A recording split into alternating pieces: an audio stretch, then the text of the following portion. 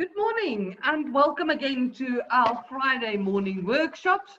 I'm glad to see all of the familiar names here on my computer screen. So welcome to all of you that have been joining us over the last few weeks. Well, not few weeks, I think we are nearly at a year's workshop so that we've been conducting on a Friday, bar obviously the holiday season during December.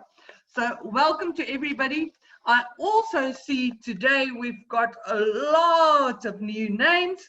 So to everybody that's new here, just in terms of protocol, we always make sure that everybody's microphones are muted so that it doesn't interfere with our workshop.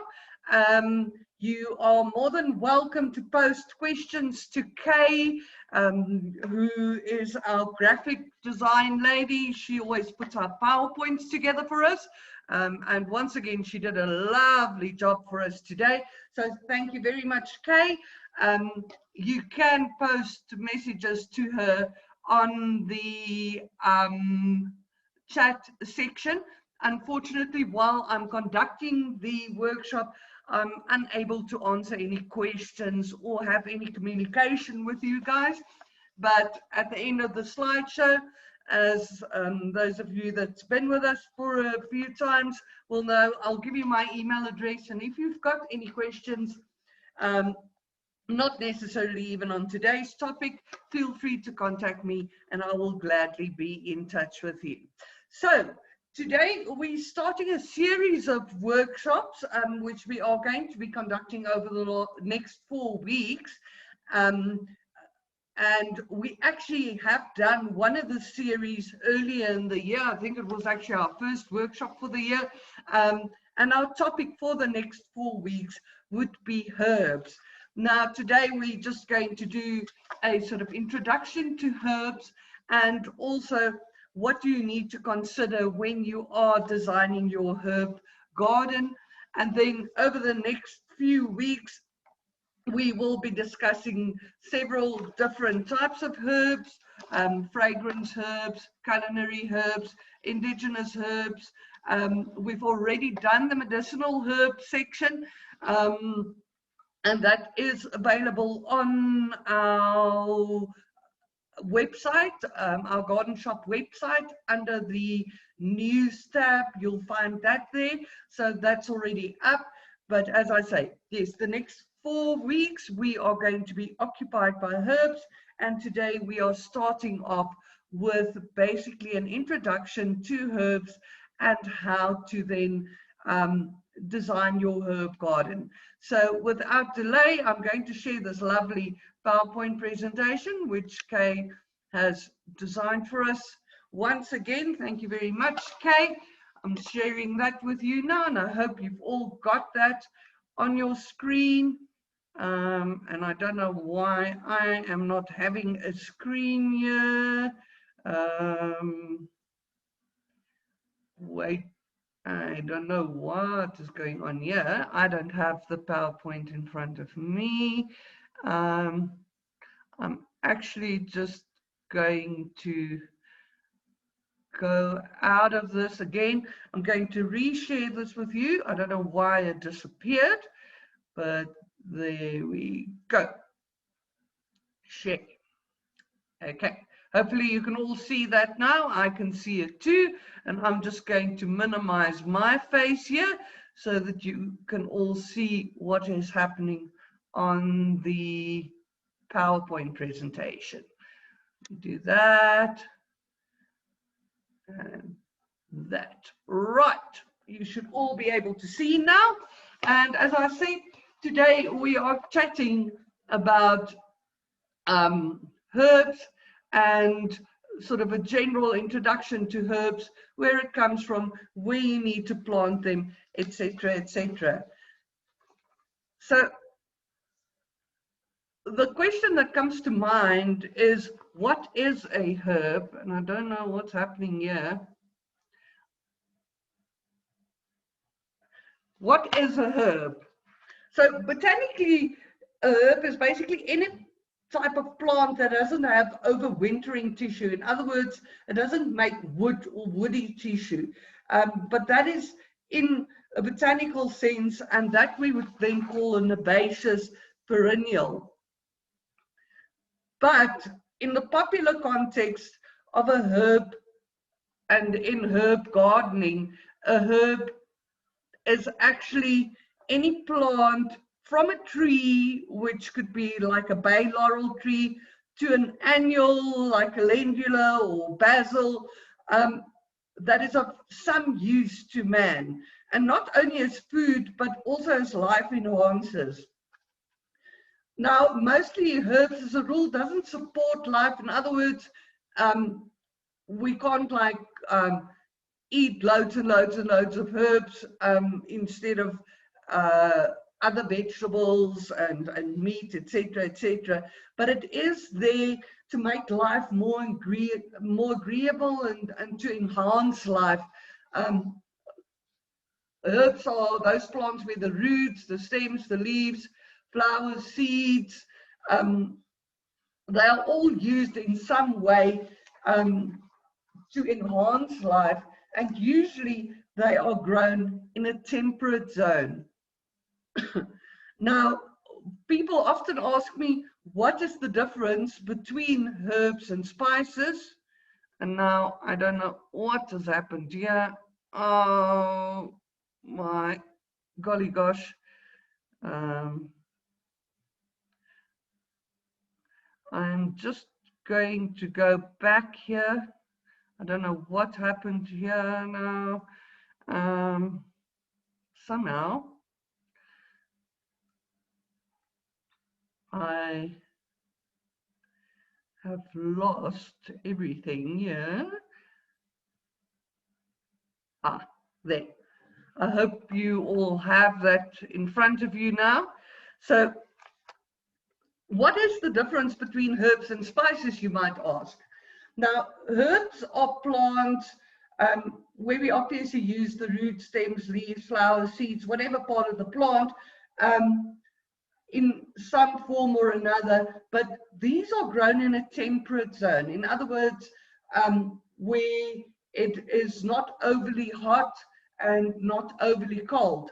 Now you'll see a lot of traditional herbs actually come from the Mediterranean area, which would then explain that fact. Now spices, on the other hand, are plants which are usually grown in the tropics.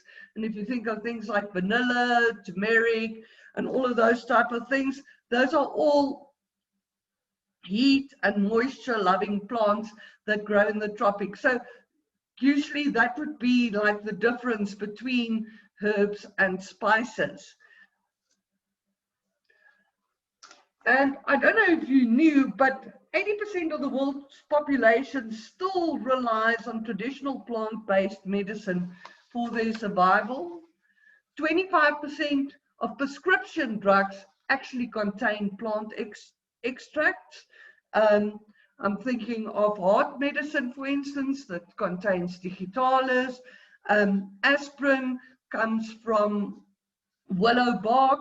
So, you know, all those things are extracted from plants and then used in chemical medicine. Now, not only are herbs used for medicine, but we also use it in our food. We use it for dietary reasons. We use it in the cosmetic industry, in the fragrance industry. I think we actually can't go through a day without using herbs in some form or another. Now, we need to deepen our knowledge of herbs as living organisms, because with all these things that herbs do for us, it's placing more and more pressure on the natural herbal systems, because people are harvesting these things, they're processing them, they're buying and selling and using them. So I think we should really develop a consciousness of how we harvest our herbs, how we grow our herbs, and where we get it from. Now, in the early days, the history of herbalism is very closely tied to medicine, and And then even during the prehistoric times, people used plants for healing because they obviously didn't have anything else. And this early usage of herbs was passed on from generation to generation orally. And it was very much a trial and error. They watched the animals, saw what the animals ate. If something ate something and fell over dead, then they knew that would probably not be so suitable for human consumption. And they also watched birds, if birds would eat certain seeds, but if they leave them alone, it probably wouldn't be good for human consumption. Early people then observed animals, their behavior towards plants, and that was often an indication of the properties of these plants. Now, samples gathered from prehistoric times at burial sites have shown that even the Paleolithic people had knowledge of herbal medicine. There's a 6,000-year-old Neanderthal burial site, Shanadar the IV in northern Iraq, and that's got large amounts of pollen that is preserved there. And 7 of the 8 plant species are actually, that was identified by scientists, are actually even today known herbal remedies. But as time went along, people had to start to sort of write these things down instead of just passing it around orally. And as both the body and the knowledge and the populations grew, it became more and more important to actually accurately record this accumulated information about herbs, their identification and dosage. Now, many of the earliest writings are about herbs, the plants important to a community, not only in terms of medicine, but also in ceremony, magic, and all of those things. Now, Babylonian clay tablets from 3000 BC illustrates medicinal treatments for herbs, and there's even records then later of herbs that they actually imported for their properties. Now, during the next 10,000 years, parallel cultures all over the world, China, Syria, Egypt, India, South America, they all started to develop a record of herbs and their uses. Now, let's start off with the Chinese, and I find this one quite fascinating. There's a very old book, and it's called the Canon of Hertz, and it is apparently written by Shen Nung, who died in 2698 years BC. Now, this guy was very interesting, and he was famed for the fact that he actually went around and he tasted herbs, sort of made very accurate drawings of the plants, and also what the influence on the human body was with the specific plants. And he actually included 252 plant descriptions and notes and the effects on the human body in this book, where they could be gathered, how to preserve them, and how to administer them. I would imagine that the 253rd plant that he tasted was probably poisonous, and that led to his demise. Now, in Egypt, equally, they were writing it down what the uses of herbs was, and in early Western records of herbs, there's a description of a mixture of medicinal and magical uses of plants. Egyptian writings dating from about 15550 BC contains medical prescriptions, notes on aromatic and cosmetic uses of herbs, because these were things that were actually very important in the Egyptian culture. Now, in India, around the same time, descriptions of herbs and magical charms were compiled in a sacred Ayurvedus of India, and that is also a manuscript with all these descriptions of herbs. Now, the Greeks and Romans made an attempt to be a bit more scientific about the whole affair, and they took out all the superstition and things out of the herbs, and then they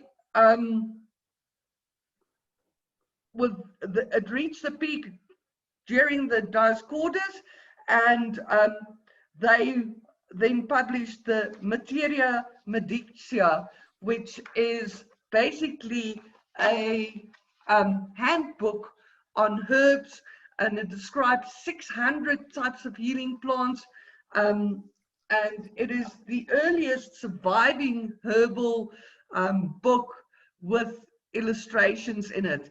And it has also become then the basis of herbal knowledge up until the 17th century.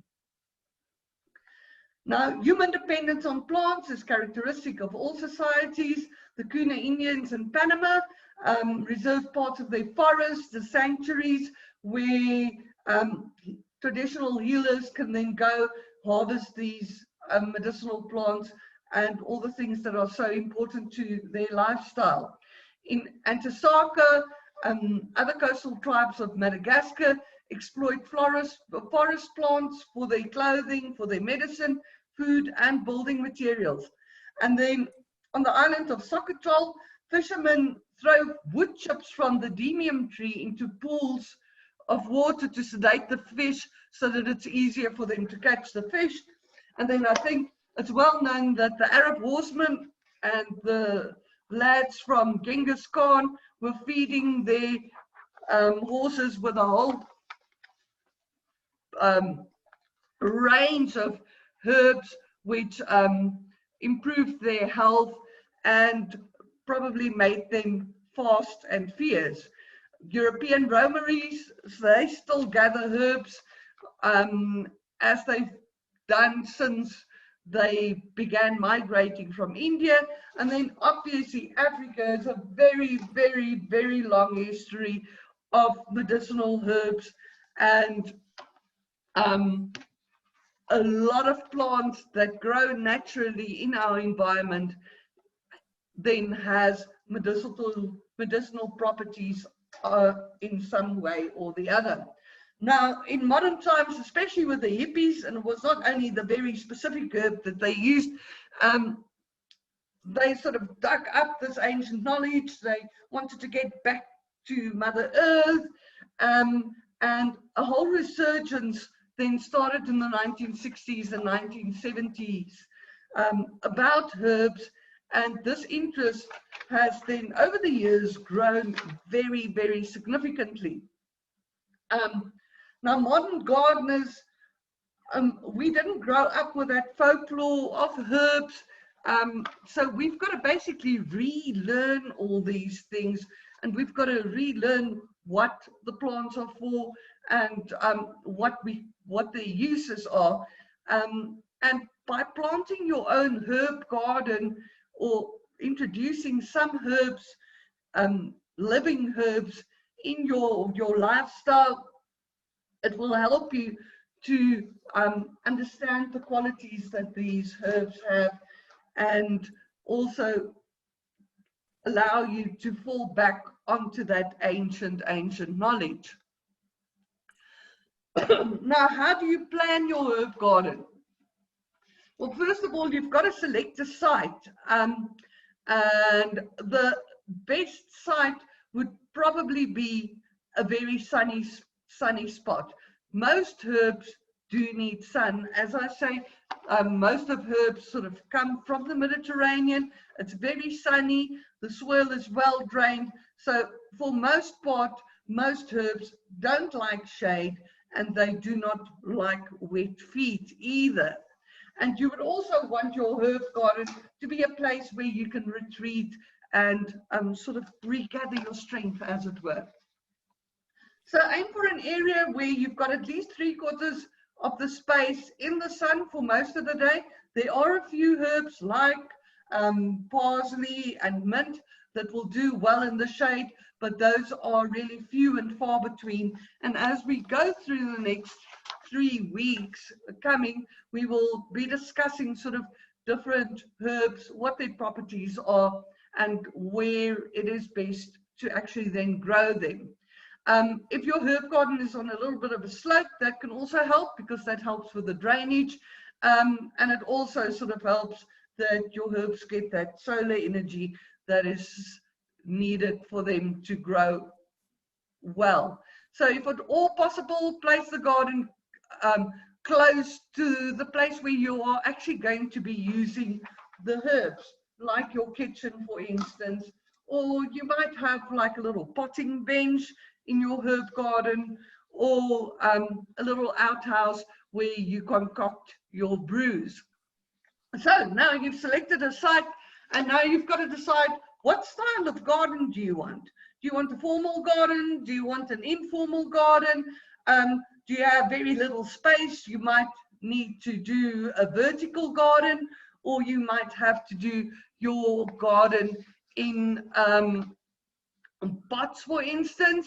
So decide, what sort of style do you want to do your herb garden in?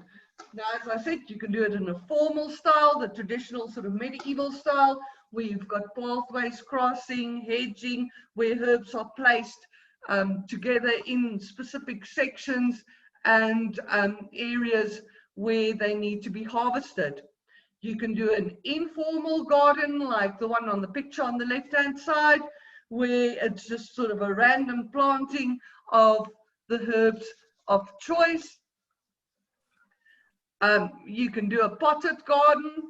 My herb garden, for instance, nowadays is a potted garden, because I live in a place where it's very, very shady, and I've only really got like a small little corner. So all my favorite herbs are potted up in that corner, where I then take care of them, because in the rest of my garden, they won't do terribly well. You could even do a vertical garden, and you don't have to go through great expense to make a vertical garden. There are very, very many ways, and you can just Google up vertical gardening, and you'll see people come up with all sorts of inventive ways of making vertical gardens. So when you design your herb garden, give your imagination free flow. There are lots of interesting topics to explore. I've once made a yin-yang herb garden for somebody, which was really, really nice, because you actually do get yin plants, male plants, and female plants. So I planted, I did my planting according to that too. You could also make your herb garden into a maze where you can meditate if you need to, like that picture on the top right-hand side, or a labyrinth.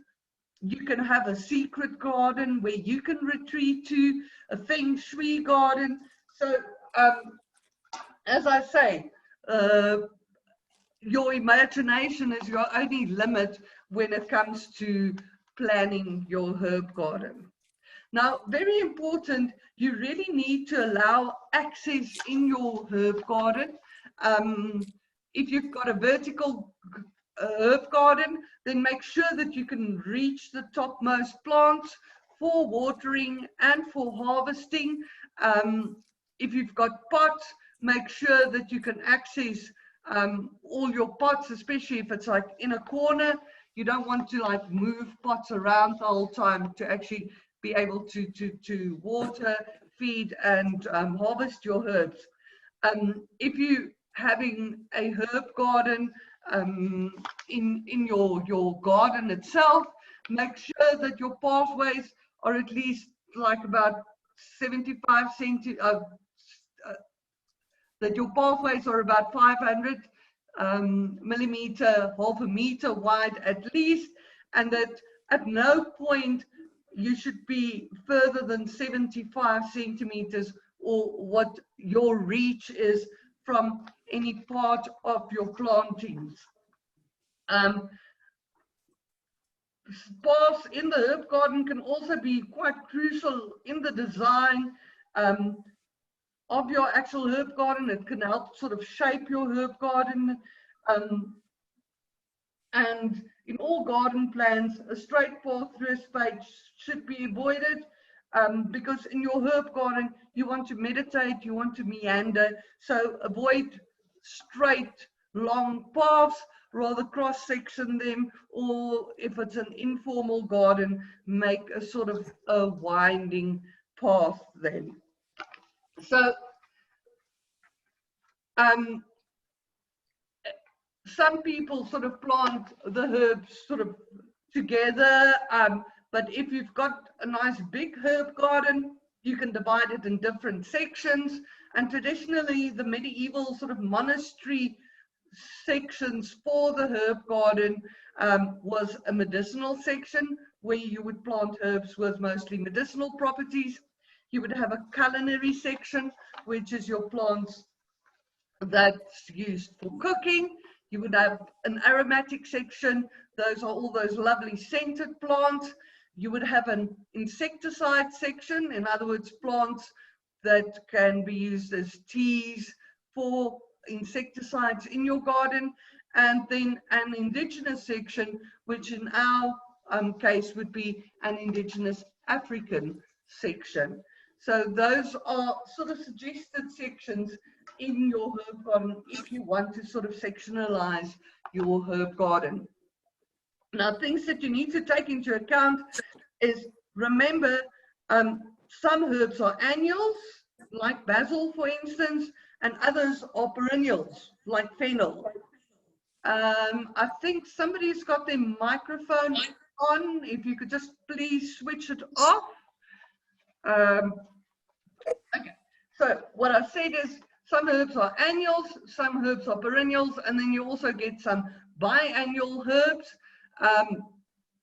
So make sure that you sort of interplant these plants so that you don't have sections, say for instance in the winter, where your annual herbs are all dead and you are left with no structure in your garden. So interplant these things so that even in the dormant seasons, your structure and your design is still there and not being compromised. Now, another thing to take into account is companion planting. Now, companion planting has many benefits. It discourages pests, which might attack your plants, because they might either have an aroma that would deter pests or find unpleasant, or they might be toxic to some insects. On the other hand, herbs that grow well together can actually attract beneficial insects and pollinators and draw the unwanted pests away that way, because they might again sort of feed on those pests and diseases. And companion planting not only keeps pests and disease at bay, but some herbs grown together also benefit each other in terms of what they secrete into the soil. So they really are then good neighbors. Now, in the beginning of the year, we did quite a long program on herbs for SABC2, and I've sort of split the video for you in two. So the second part, the practical part of the video, I will share with you next week. But this week, I'm going to share with you the initial introduction that we did for that program.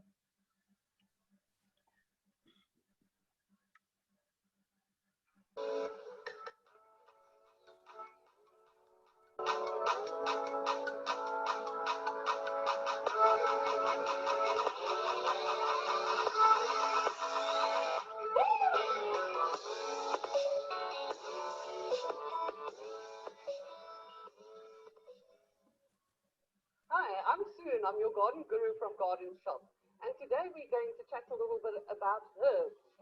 Now, the first question that comes to mind is, what is herbs and where do herbs come from? Now, that's actually a twofold question, but the two actually collaborate with each other. First of all, herbs were used from the early times mostly for medicinal purposes, and then also for other purposes in medieval times. Like, for instance, they had to slaughter meat early and they didn't have fridges and things to put the meat in. So as the meat started to decay, they either used the herbs to try and preserve the meat, and or either they would boil it over and over with some herbs to take the rotten taste out of the meat. So most herbs actually come from the Mediterranean area, which is a dry, hot area with lots of sunshine. And you'll see that that is also the requirement for herbs. Now, what is the difference between herbs and spices? It's quite easy. As I say, herbs come from the Mediterranean area where it's mostly a temperate area with rocky outcrops, etc. And they usually do have pretty cold winters, whereas spices come from tropical areas. So one would say that basil, for instance, is a herb, whereas something like ginger is rather a spice because it's a tropical plant that comes from the tropical regions. Now, there are many benefits from growing herbs and using fresh herbs. Not only does it spice up your cooking, no end, and you will come out a super chef on the other side because you will astound people with all those lovely tastes that you put into the food. But it also has health benefits, medicinal benefits. It also helps to repel insects and pests. So there are very many uses for herbs in the world, and all the specific herbs have very specific qualities which we can utilize for that reason.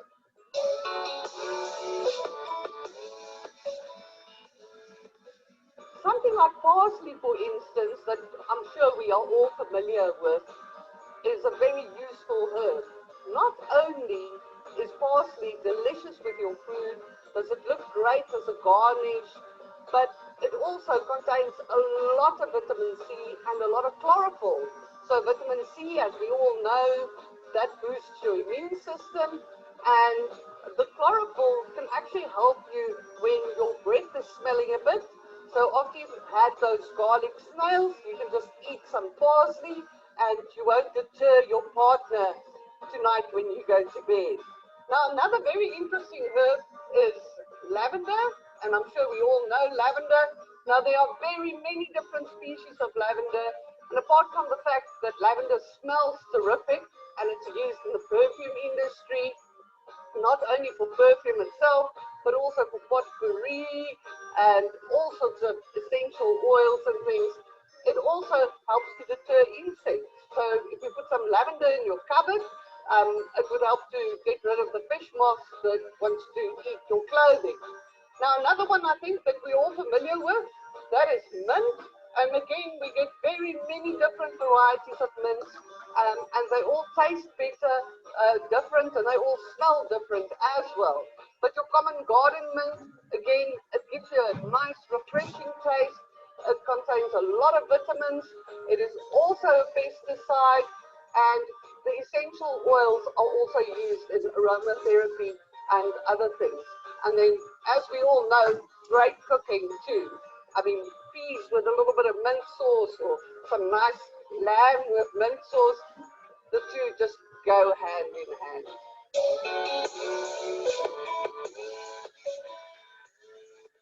You must always be very careful when we work with herbs, especially when we use it for medicinal purposes. A lot of herbs that are used for medicinal purposes can be overdosed, and it's usually not advisable for pregnant women to take those type of medicines, and for children or people that are frail.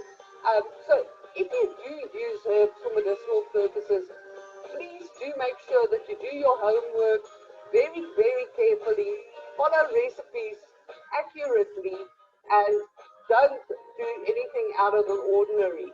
Also make sure that you cross-reference your references, because Dr. Google is not always the professor in herbs. So look at the different things and see what is available, and look at the applications of herbs. Generally, cooking-wise, herbs shouldn't be a problem unless you've got a specific allergy for something, but used in small quantities, most herbs are quite safe for human consumption. Now, herbs also make wonderful companion plants, and that means that those two plants grow well together. And sometimes it also happens that not only do these plants grow well together, but they also eat well together. I'm thinking of something like basil and tomato. I mean, basil and tomato just go hand in hand, and the two growing next to each other is actually very beneficial to each other. There are a few herbs that actually need to grow in the shade, things like parsley and mint, unless they get quite a bit of water, but that's the exception to the rule. Now, it also happens that some herbs, you need to cook it for quite a long time with your food from the beginning to actually release the flavor. That would be things like rosemary, and that you would use for your roasts when you're doing a pot roast in the oven. That's going to cook for a long time, or some soups. The same with thyme. Those would all go into your bouquet garni that you put into your soups, your stews, your meat when you start cooking them. Other herbs like parsley, mint, and basil, the flavor that you get from that, you lose that quite quickly. So those things you usually add sort of close to the end of your cooking time or just before you serve the food in order to bring out the flavor of it. Otherwise, you're going to lose that flavor.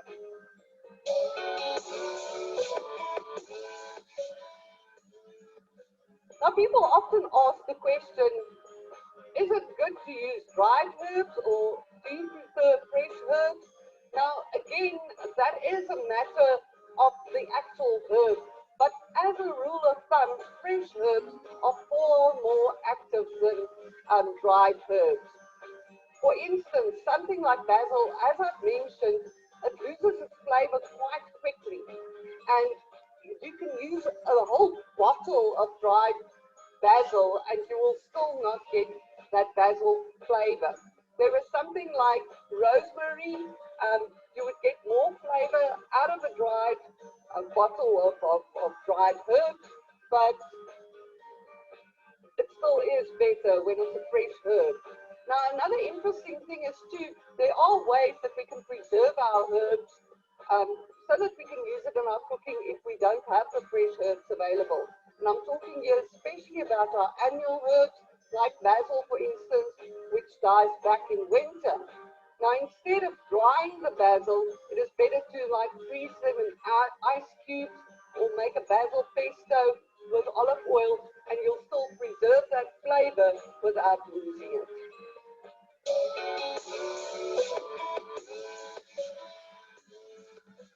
The best herbs to start off with is the ones that you use frequently. Things like parsley, which you always need in your food, and it is just great to have a fresh supply of that available.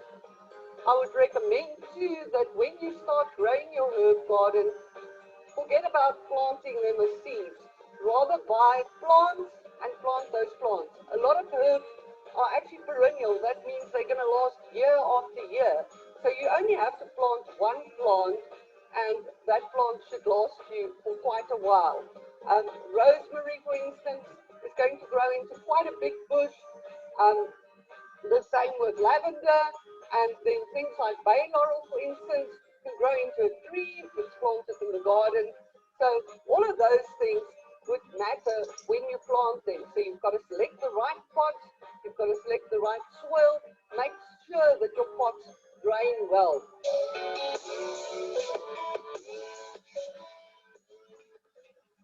Now, as I've said, most herbs coming from the Mediterranean area, and they want full sun and well-drained soil, does not do very well as indoor plants.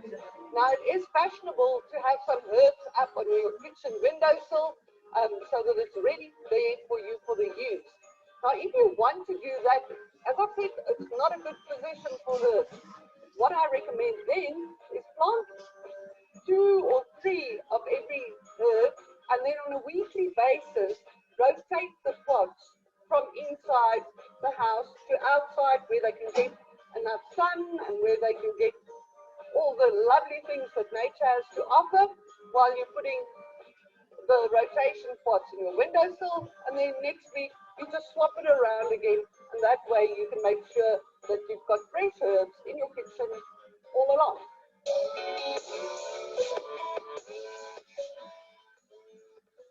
Now, how much herbs do we actually use in our food? And that would really depend on what sort of dish you're making, and again, what type of herbs you're using. Some herbs, like garlic for instance, has got a very strong scent, so you're definitely not going to put a cup of garlic into your minced meat, because all you're going to taste is garlic and nothing else. So things like garlic, that's got a very strong, pungent taste, those things you would also sort of bring down a little bit. Some other herbs I can't ever get enough of. I mean, like basil, I will throw loads of basil into my spaghetti bolognese. If I've got 2 cups of spaghetti bolognese, I will put in 2 cups of basil, and I will even still put some on top. Now, I make a lovely dish with rosemary and some minute steak, which I cook in wine, and some onions, and then put lots of cream over it. And for that, I actually use like half a cup of chopped rosemary that I fry in with the onions in the butter right from the beginning.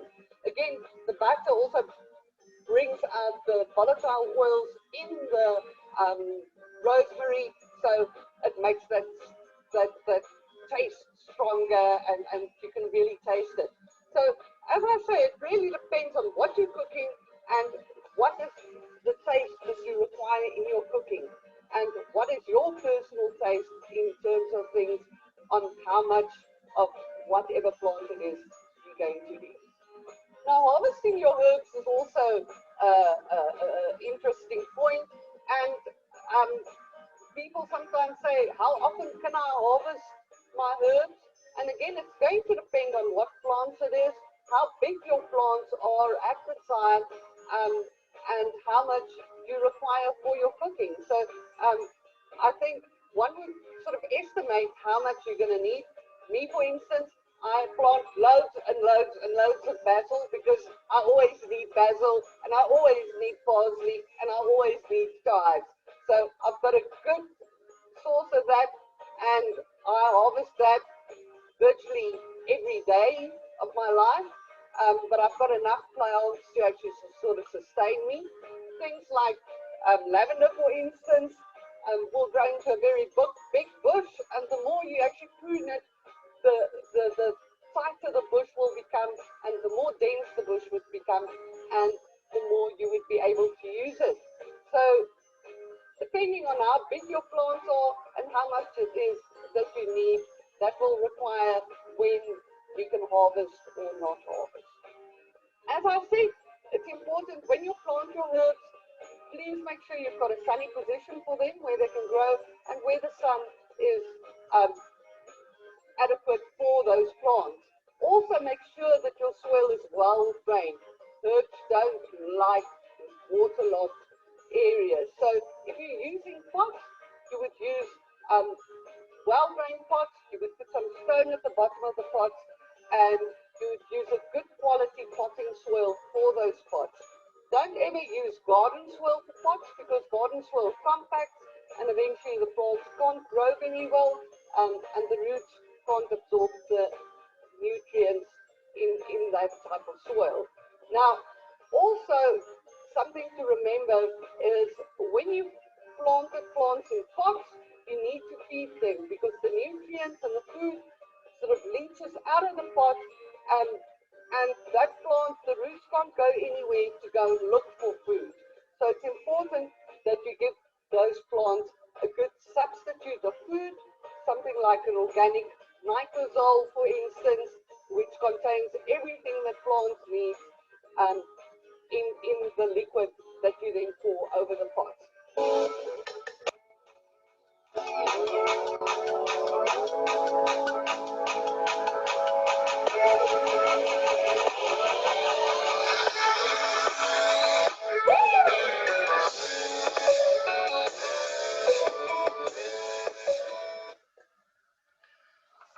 that was us talking about herbs in general.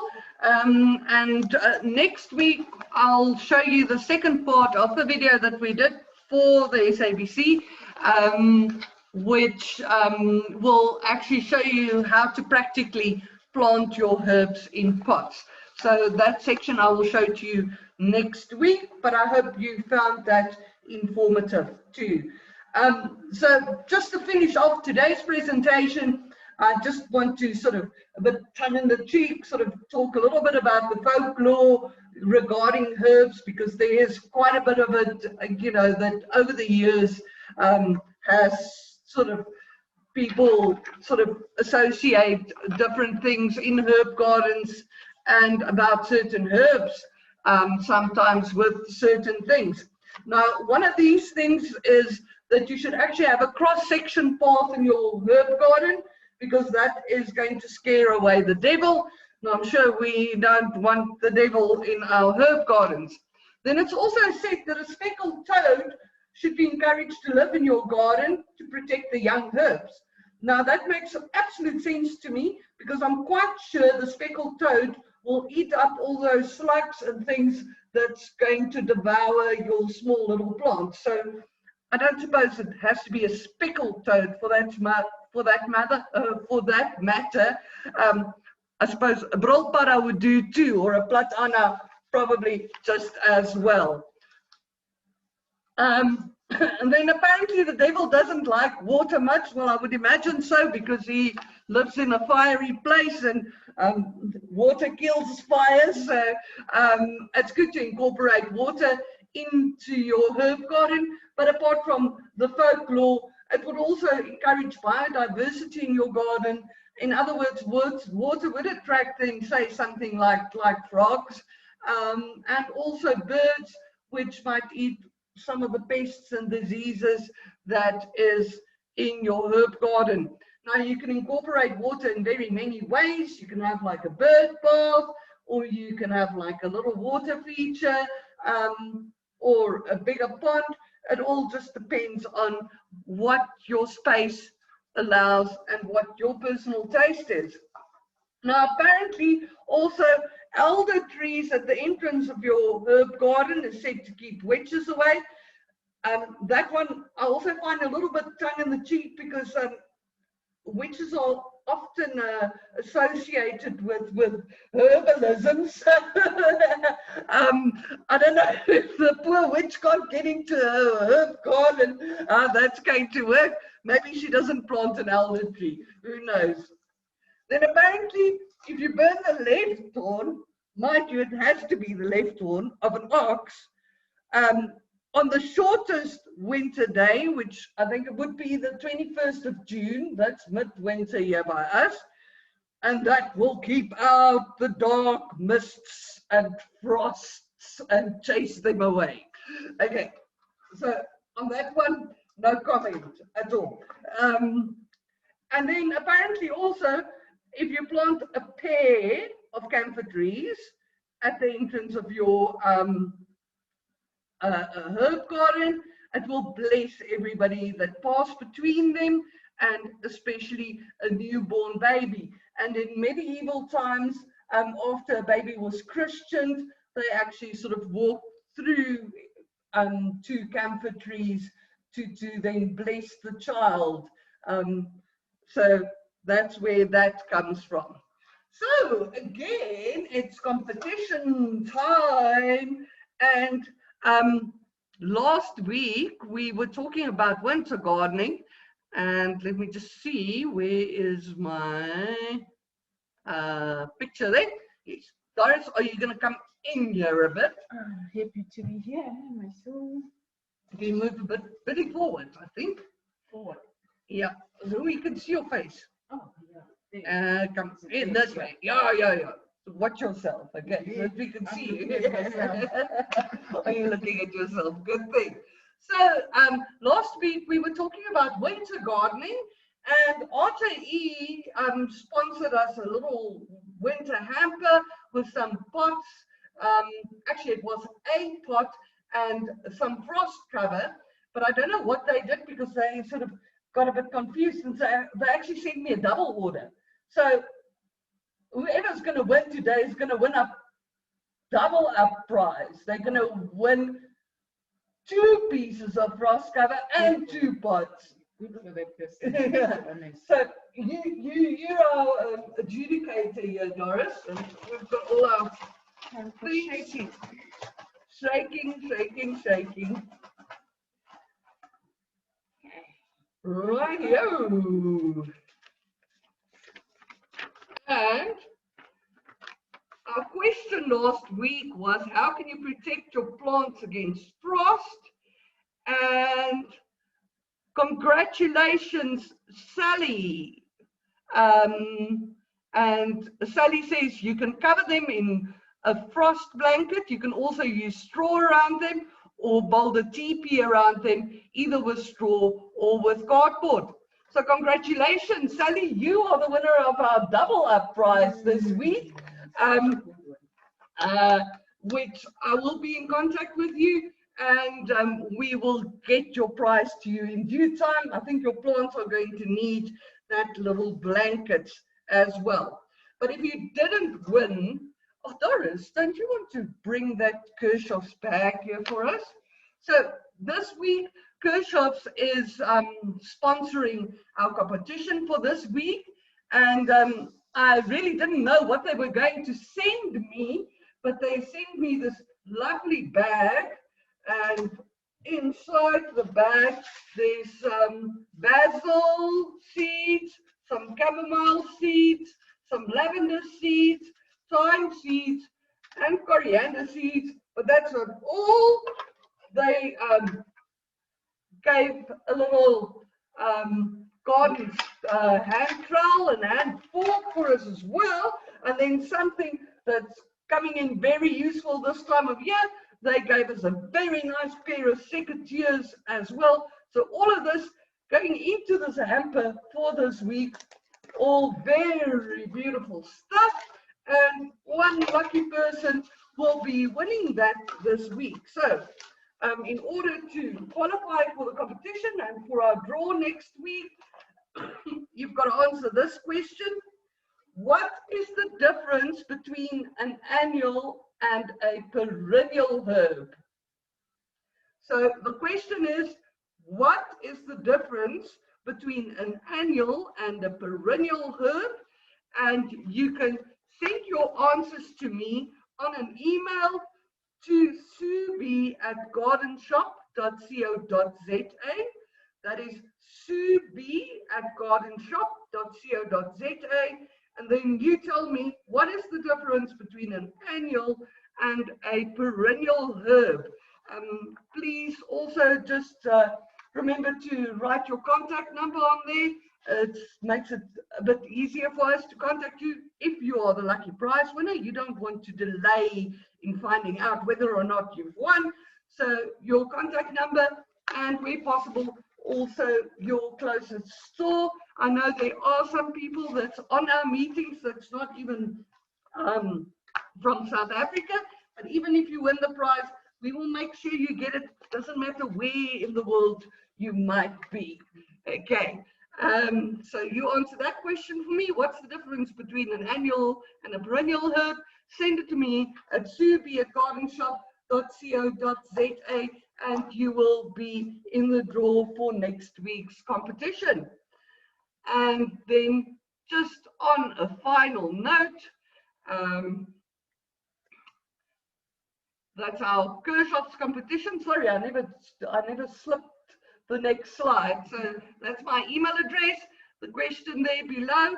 And also remember, all these workshops that we have been conducting over, I think, nearly 52 weeks now, is all available on our website. If you go to the news page and you click on the specific topic, you will see the link then to take you to the PowerPoint presentation of these workshops. So that is all from me for today, and I think that was quite a mouthful. That was quite a lot of stuff. And next week we are going to continue talking about herbs, and we shall be doing that for the next 3 weeks, after which we'll talk about something else again. So you can just, again, check our website for the upcoming workshops. Under our news page, all the login details and that are there. And you can see this lady, I don't know, maybe she is a witch because she made a herb garden, and it looks like to me with all her ex-herbs that she married, or she took the whole concept very literally. Thank you very much for joining us today. I'm Sue, I'm your garden guru from GardenShop. You can contact me at subi@gardenshop.co.za. You can also give me a ring, 011 465 6485, and Doris will put you through to me, and I will gladly talk to you if I am in. And remember, visit our stores at Broadacres, Bryanston, and Parktown. We've got our garden gurus, Godfrey, Sibuile, and Salomzi, all qualified horticulturists, and they will be there to answer your questions too, if you have any. And that's all from me for today. Stay safe, keep gardening, and see you all next week.